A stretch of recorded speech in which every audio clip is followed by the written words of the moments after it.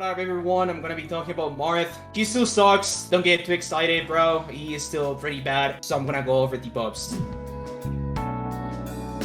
Up tilt, they made it more consistent. They made it stronger. That's probably like the biggest change in my opinion. And I'm going to explaining why in a little bit. I just want to explain a little bit about the down tilt buff. I don't think the down tilt buff was that good. I mean, they made it more consistent.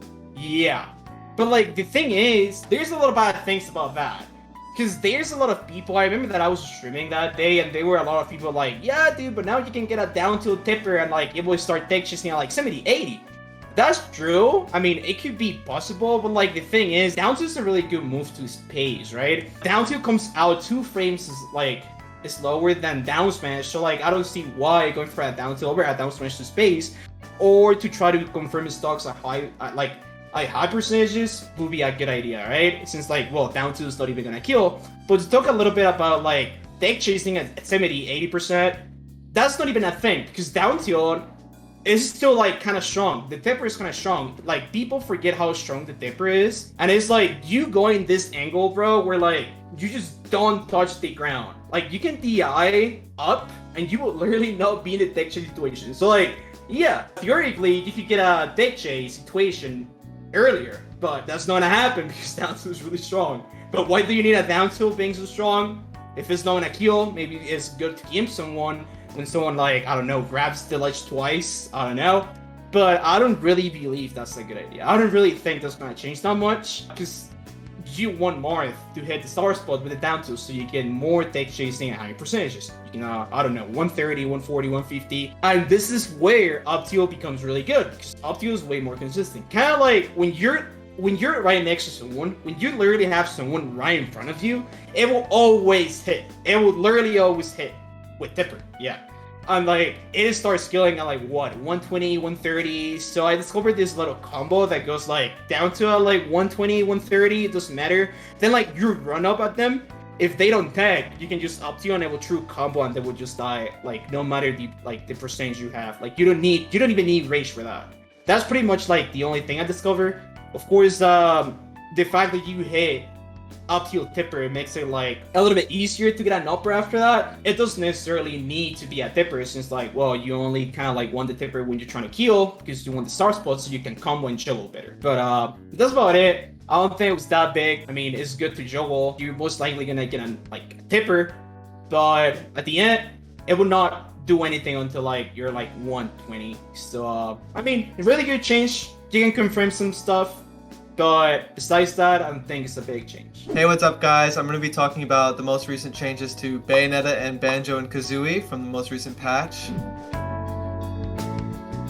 To start off with Bayonetta's rapid jab, it's significantly stronger, which is really impactful because she can actually confirm into it as well with something like a landing forward air 1. So that's really interesting. It's kind of similar to like, you know, Bowser Jr.'s jab being a really strong kill move. It's not that strong, but it's definitely comparable. Her down smash is also faster. This could help to punish, you know, ledge regrabs, maybe even 2 frames some characters. Definitely something worth exploring. And then witch time lasts longer against projectiles specifically, which is also pretty interesting.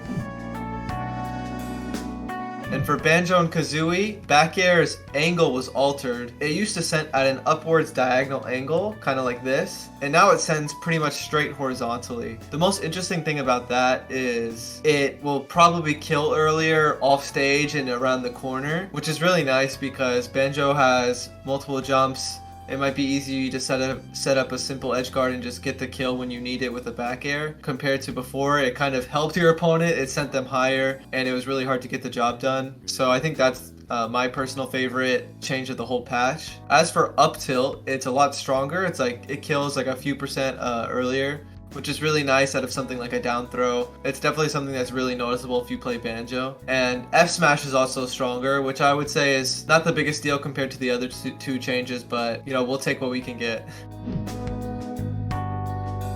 The Olimar buff didn't really matter too much. The forward smash has one more frame of being a sweet spot, which effectively gives a sweet spot a little bit more range. And that was the only change to it really. So It's like you might get those sweet spot forward smashes at positions you wouldn't before, which can be relevant maybe if you get like up close like parries or like ledge trapping. But otherwise, it doesn't really affect anything. Maybe the yellow Pikmin especially because it has already a bit of extra range, and maybe the purple because the purple forward smash was very small. But it's not going to really make the character any better, honestly.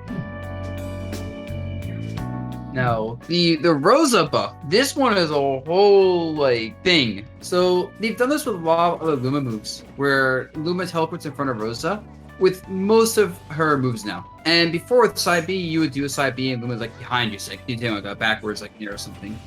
And you basically lose all this range on side B as a result. But now because Luma teleports in front of you when you're doing side B, if Luma's behind you, it gives you a lot more range when your back's facing the opponent. But also, and I'm not sure if this is a glitch or intentional. I think it's intentional, but like it also doesn't look like it. But like it'd be easy to training mode. They test it for 5 minutes. Luma like moves with Rosa now if you do the backward side B. So if you're like doing like you're in an area just falling with your back facing something and you side B, Luma doesn't get stuck in place as if you did a forward facing side B, which is huge for edge guarding, really everything. Like you can literally use it in all facets of her gameplay, and it might be a huge buff that I have to experiment with it. It's basically a whole new neutral tool for her that's very long range and safe. I'm legit just spacing people out with my back facing them and just going, oh yes, I back your range, Starbits now. So for Min, the nerfs up smash were not too substantial. It comes out a frame slower at frame 8 instead of frame 7. And the reflector itself comes out at frame 7 instead of frame 6. It also kills a little bit later, like 6% or so later on average. Which like matters, but it's not a big deal. Like you'll notice as a Min player, but you get used to it pretty quickly. The bigger nerf was up B. Up B takes 2 more frames now to start tethering to a ledge, which doesn't sound like much. But when you're off stage, barely avoiding like an edge guard with her anyway, those 2 extra frames is more time for someone to go off stage and just hit her. And that ended up being relevant in a lot of situations. Like I play and I noticed like I barely get hit out of the up B before it snapped compared to before. It makes her disadvantage state worse than it already was, especially in some matchups where she was already having trouble off stage. And overall, she's definitely a little worse with the up smash nerfs and the up B nerfs, but she's not like deleted or anything. I definitely exaggerated because I don't know, I felt like it. But it definitely does make her a worse character overall. So for the patch notes, the 12.0 patch, I just want us to go right off the bat and say me, Sword Fighter, and Gunner, I don't really use that much, so I don't know how greatly they affected them, but I'll give you my opinion anyways. But I'll start off with Brawler.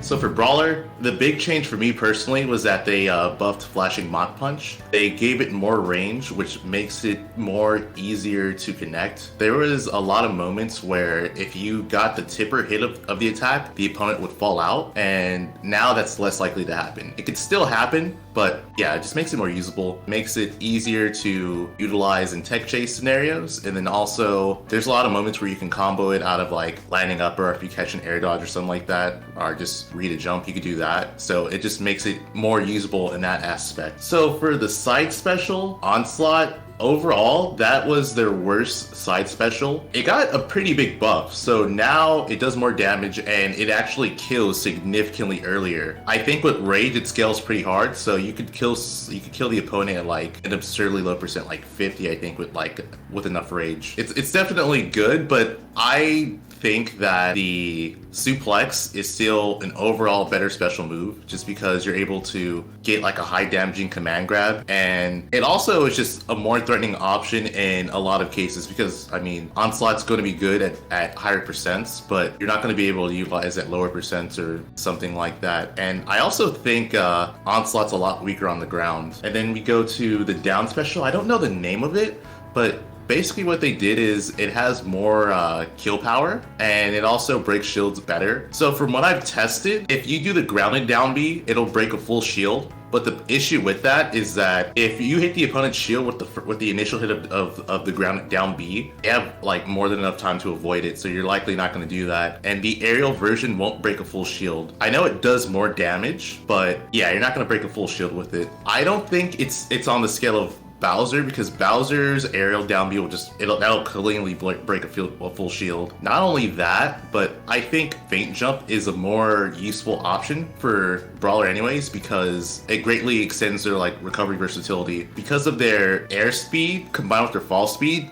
they need like a move like Feint Jump to help the recovery. Otherwise, they're just going to be a sitting duck off stage. So overall, I personally think that for Brawler, his changes, they do help those special moves. But I think in the long run, those aren't really the optimal moves to use with them in general. So even though I use the flashing Mach Punch, I think that Shot Put is better. Like I said, Suplex I think is better. I think the Braiding Drop might also be better than Onslaught as well. And then Feint Jump I think is better than the down B that got buffed.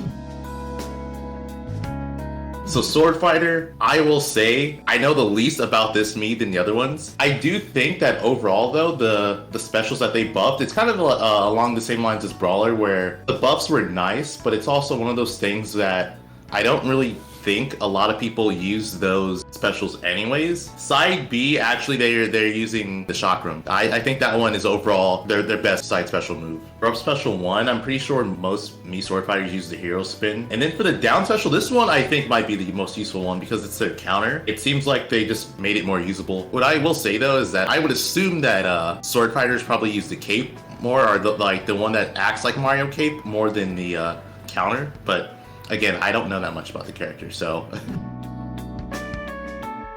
And then you go to Mii Gunner. For this one, I actually think their goal was just to improve Mii Gunner's recovery, because both the up specials, they basically just made it like harder to edge guard. The first one, it acts faster, and then the second one, there's more invulnerability on it, so it's just gonna be harder to edge guard them. And then for the down special, this one I think is pretty interesting. So the down special for Gunner acts like a side magnet. What you could do with the move is you could do the side magnet and then turn yourself around in forward air to kind of give yourself a horizontal boost. So I'm thinking they did that to make it easier to do. But who knows? You might be able to like more easily combo off the move now, because to my knowledge, although it's similar to Ness's side magnet, I think it's just like a worse version of it. So I don't think you're going to be able to do like the crazy side magnet combos that Ness can, or at least you couldn't before. But yeah, maybe now they can. This is Cosmos, and while you're looking at my beautiful picture, I'm going to be talking about the Pyra and Mythra changes. So the changes weren't really that drastic. The first thing I'll talk about is how they changed Pyra and Mythra's neutral attack 2, which is the second hit of her jab. And the reason why they changed that is because whenever you hit the tip of the second hit of jab, it usually wouldn't combo into the third hit or the multi-hit. So they changed that to make sure that that comboed correctly. So that was a really good thing, so that like you can jab and not be scared that someone's gonna fall out now. Another thing they changed was that there was this weird thing where if you got a shield break at ledge with either Pyra or Mythra, if you charge Forward Smash at ledge, it would actually push them off the ledge. So they changed that to where your Forward Smash animation would not push them off the ledge. They also fixed Mythra's Lightning Buster or neutral special attack, because it had this weird glitch where if you used it in the air or the fully charged version on the ground, it would make every character's weight 100. So even if you used it on a very heavy character or a very light character, it would always bring their weight up or bring their weight down to 100. So now if you use it on lighter characters, they'll die easier in those situations, or if you use it on heavier characters, they will live longer in those situations. And the main thing that they changed about Pyra and Mythra is that they reduced the amount of invincibility that Mythra has when using her directional air dodge. And the reason why they did this is because if you directional air dodge at a specific height, you would have full invincibility when you grab the ledge, unlike other characters. So they did this in order to fix that. So Mythra definitely got changed the most, but it doesn't really look like they were trying to buff or nerf her in any way. They were kind of just trying to fix bugs that they had. The directional air dodge change was definitely a nerf in my eyes, because it definitely will be making recovering a little bit harder. But the Lightning Buster change, honestly, in the current meta with the good characters in the game, it probably is a slight buff, because most of the good characters in the game weigh under 100, and since they weigh under 100, Lightning Buster will be killing earlier. So they're pretty much the same character. They have the same strengths and the same weaknesses as before. Mythra's recovery is definitely a little bit worse, and that might hurt a little bit, but it's how it's supposed to be, so it's not really that big of a deal. So yeah, they're still a really strong character, and I don't think their place in the meta will really change at all with any of these changes.